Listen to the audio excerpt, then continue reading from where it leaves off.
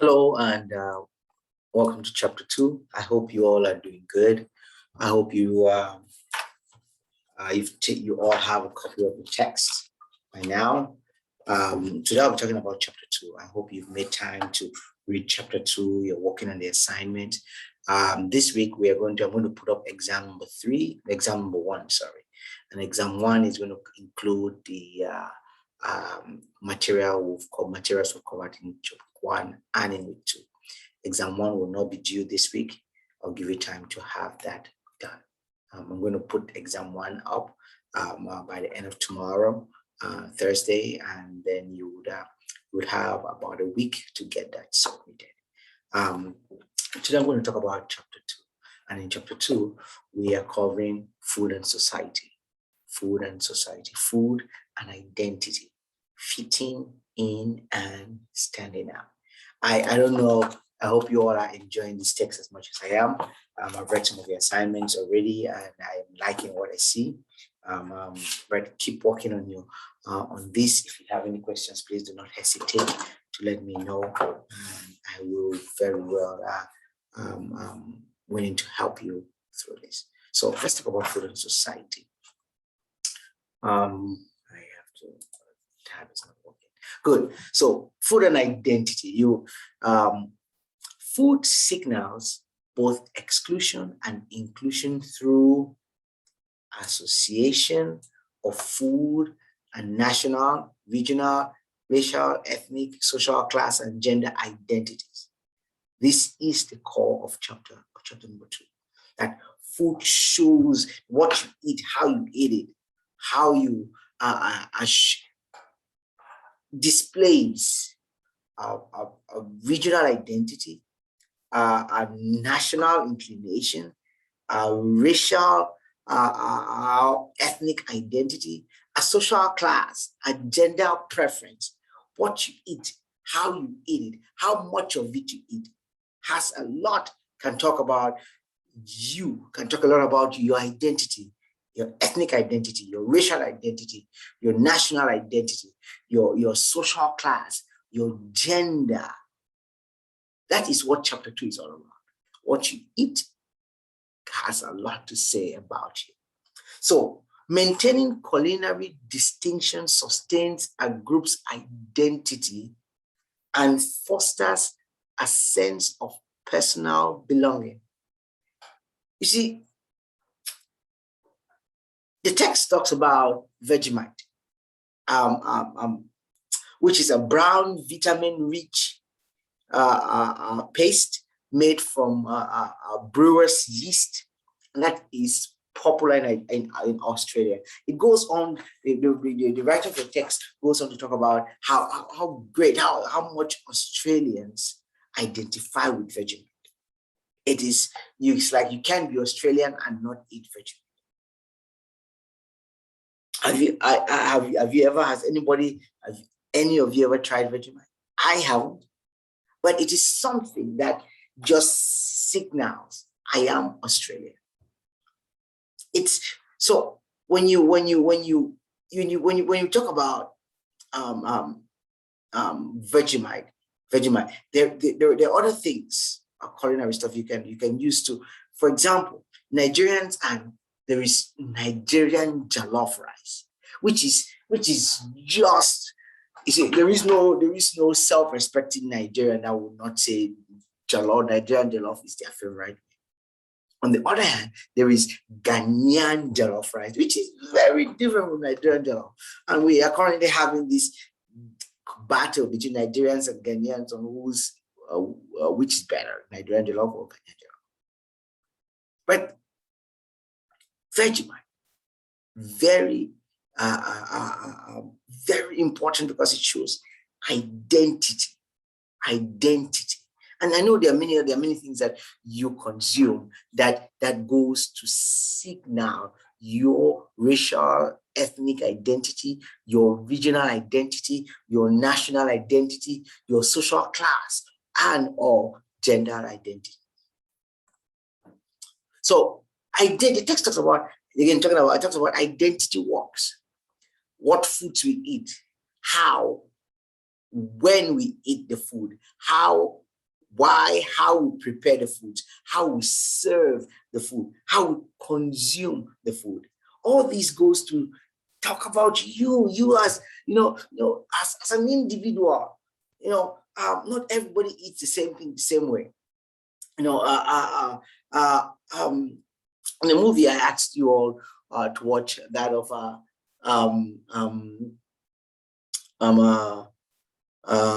what's cooking, right? What's cooking? You see all these different families. You see them talk about. You see a particular family talking about it's. They all cook turkey, but they all cook it in different ways. They all prepare it in different ways. So identity work is activity through which we identify for ourselves and for others who are socially and culturally close to us. So again, like an Australian may say, every true Australian must love vegetable. And again, as I said earlier, no self-respecting Nigerian will say Ghanaian jollof rice is better than Nigerian jollof rice. Our consumption patterns are part of our identity. Our consumption pattern, part of our identity. So there are other ways in which we show our identity. The clothes we wear, our identity. The cars we drive, our identity. That is, you know, how you dress. Just like every high school guy in the South wants to drive a Ford, a truck, a Ram, or a Dodge truck. Still talking about identity, one of the terms used in this chapter is that of symbol. A symbol is something that stands for something else. A symbol is something that stands for something else. Symbols carry shared meanings with certain cultures. For example, you see a student that drives a BMW. It may stand for status, class, wealth. Shoes you wear, it's a symbol for something else. What you eat is a symbol. It shows it signals your stature. You see, it is your choice what you wear and drive. But the society we live in also structures our views about these options. It is your choice what you wear. But the society we live in also structures our views about these options. For example, poor people find it difficult eating fruits out of season or choose to drive a BMW. They may want to, but it is more expensive. So even if they want to eat fruits out of season or drive BMWs, they can't, because the society we live in has structured our views about eating fruits either out of season or driving a BMW. The relationship between food and identity is thus a good example for the complex interplay of individual and society. There is a complex relationship between individual and society. Food functions as a status symbol, shaping how we see ourselves and how we view others, and how others view us. What we eat is so intricately tied to our identity that it is common to hear people say, "You are what you eat." Foodways and rituals are things. For example, rituals are things we do when we eat certain foods. Rituals contribute to a social solidarity, solidarity, the feeling of we, right? Rituals are things we do in a group that helps us to think or believe or see that we are together.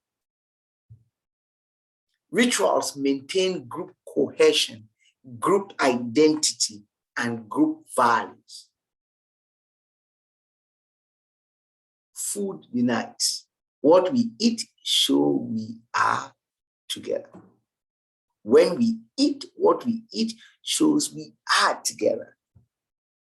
How we prepare what we eat is our identity. Now, when we talk about food and how it relates to certain things, one of the things we talk about is food and national identity. Food and national identity. I'll try to reduce this a little bit. Food and national identity. So if you've traveled around, I don't know what countries you've been to, what parts of the world you've traveled to, but if you've been vigilant, you realize that the food varies. For example, if you love Mickey D's, McDonald's, and you love the quarter pounder with bacon or quarter pounder or whatever you love from the McDonald's menu, if you find yourself in India, you will not find a McDonald's with meat or beef. You find mostly a veggie burger. National, regional identity, because in India, beef is considered sacred. Now, what are cuisines? Cuisines are distinct set of ingredients, flavor principles, cooking techniques. Cuisines foster a unique national and regional identity. French cuisine, Italian cuisine, Cameroonian cuisine, Ghanaian cuisine, Nigerian cuisine.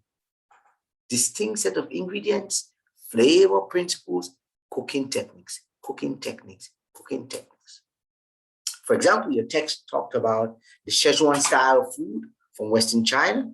You find chili peppers, Kung Pao chicken, Szechuan chicken, or you find Cantonese style of food from Southern China. Dumplings or rolls filled with a variety of meats, vegetables, and shrimp.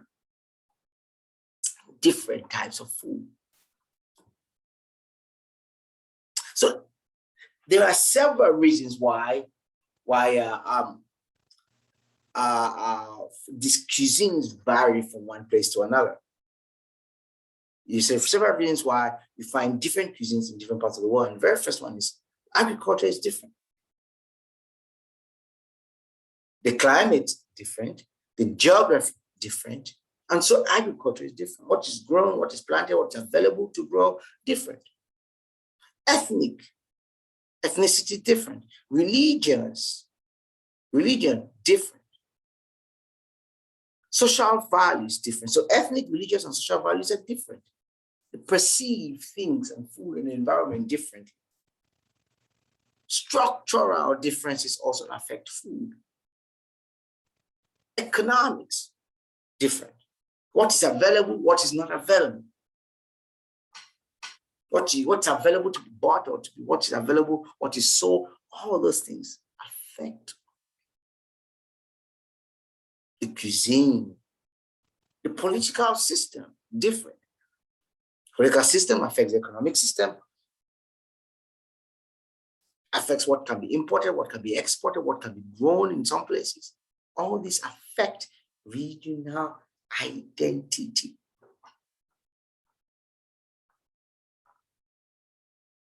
There is a huge wine culture in California, way much bigger than there is in Oklahoma. Why? Local agriculture, the geography, the climate, all these things favor the growth of wine in California. And not in all parts of California, for that matter.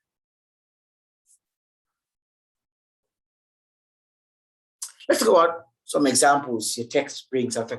Your text talks about food and national and regional identity. The donut, very significant in Canada. Varies what is consumed. The type of donut shops you find in Canada varies between urban and rural areas. A donut is widely consumed, but it signifies class differences. Right? In the very posh areas of town, you find different kinds of donuts. Donuts have a national significance in Canada because they've served as a social unifier.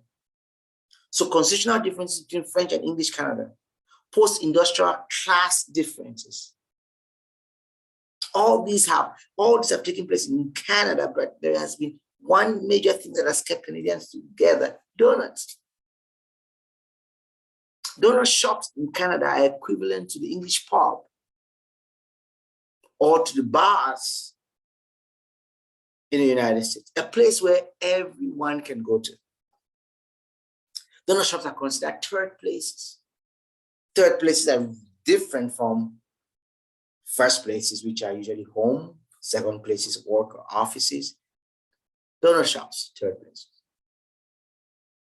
What you see, the diversity you find in most industrialized countries of people from different cultural, racial, ethnic, social class, religious class, national rituals is important.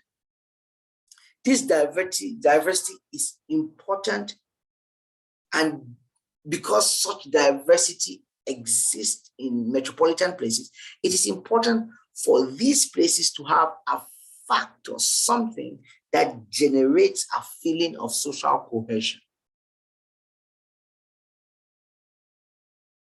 Donuts, again. People of different religious, ethnic, cultural backgrounds. One thing they have in common: all of donuts.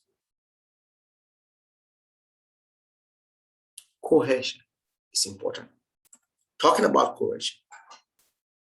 Cohesion has been used nationally to keep the country together.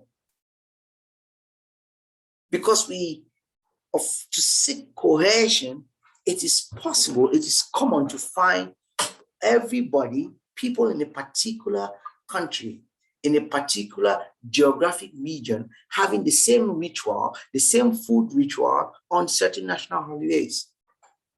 For example, on Thanksgiving, almost everybody eats turkey. On Labor Day, on 4th of July, almost everybody's out barbecuing. It doesn't even matter how such traditions came about. It does not. But the purpose is cohesion, national cohesion, regional cohesion, and it is strategic. For example, most Americans are taught that Thanksgiving started in the winter of 1621, when Native Americans came together with the Pilgrims, and the Native Americans showed the Pilgrims how to cultivate, what to grow. It was the very first big harvest, and they came together and they had a big meal. But Thanksgiving is an invented tradition because it is fictionalized. Things did not really happen as it has been presented. It's kind of made up. And according to your text, there are some Native Americans that do not celebrate Thanksgiving holiday. But it serves a purpose. And there are three main purposes for holidays like that. The very first one is that it keeps us together. Social cohesion. 2, establishes new social institutions and legitimizes existing ones. For example, Thanksgiving legitimizes the role of family. It puts family at the center of almost everything in the United States. It brings individuals together into shared norms and values of groups practicing them. It keeps people together. It is as strategic holiday. So food, national, regional identity. Let's talk about food and racial ethnic identity. Your text talks about the Gulf, which is food that you mostly find in coastal islands, in the South Carolinas, and Georgia. It talks about soul food. Soul food, which is distinctive African American food that was heavily influenced by the Europeans that introduced corn to African American foodways. See, African Americans as slaves were forced to develop a certain diet because they had to make the best of that which was given to them, that which was offered or provided to them by the slave masters. So they developed this group of meals that I would now call soul food. And it became an identity, it became theirs, such that when early migration, when most African Americans started migrating from the South to the North for better jobs, they carried this tradition with them. And that led to the northward spread of soul food. But although this aspect of their identity moved north with them, there was still a class, it's a class aspect, because the wealthy African Americans did not try to move away from consuming soul food because they wanted to blend with other wealthy ethnic groups and distinguish themselves from their past. And this, so you find people of the same group, but of different social standings, treating that aspect of their identity differently. Poor African American migrants differ from rich African American migrants. And this trend affected African Americans during the Great Depression. It affected their relationship with their identity, of food identity. Food and social class identity. What we eat is determined by a food's symbolic meaning as well as by nutritional qualities. The way social class affects food goes beyond its symbolic and nutritional qualities. Taste and manners and social skills mark membership to particular social classes. What do you like? How do you like it? It determines your social class, your identity. There are three main differences between upper class and lower class foodways. The very first one is upper class foodways require one to defer gratification. Lower class foodways embrace immediate satisfaction. So upper class foodways require you to defer. The postpone is not immediate gratification. Lower class foodways, like right now. Upper class foodways value the difficulty and time in preparing a particular dish.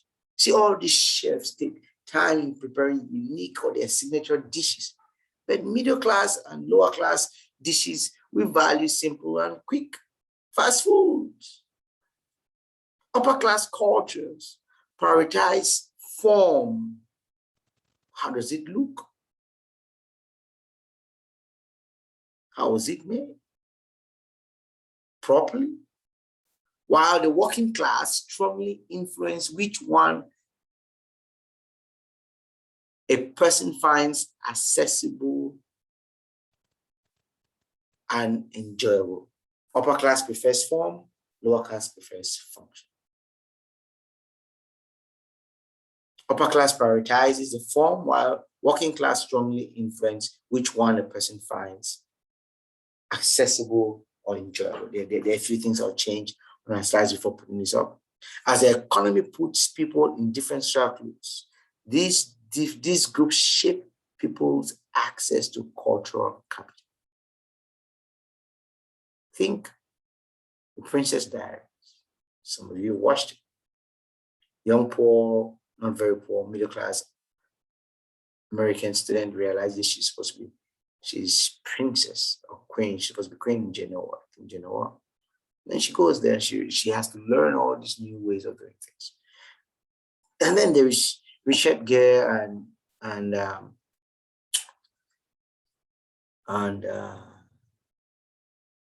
fortunately, but in Pretty Woman, different social classes.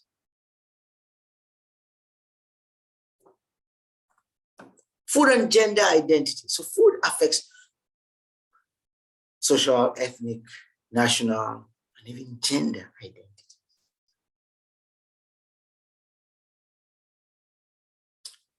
Food is gendered in multiple ways. What guys eat, different from what girls eat. Gendered identity of food within a culture. Some foods are considered male, others are considered female.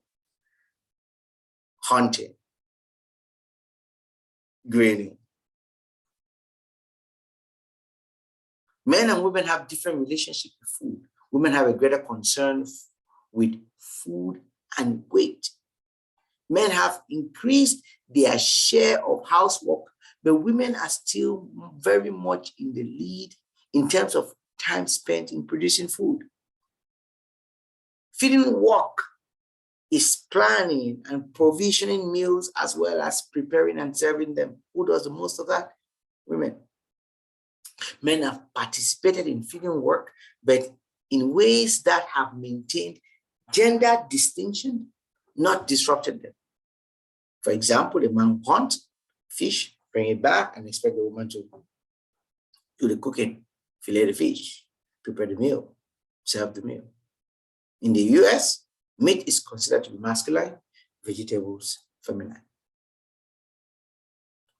There is a societal cost to this identity. When a man can go hunting or can fish or can kill a beef or a chicken, it affects the society's view of that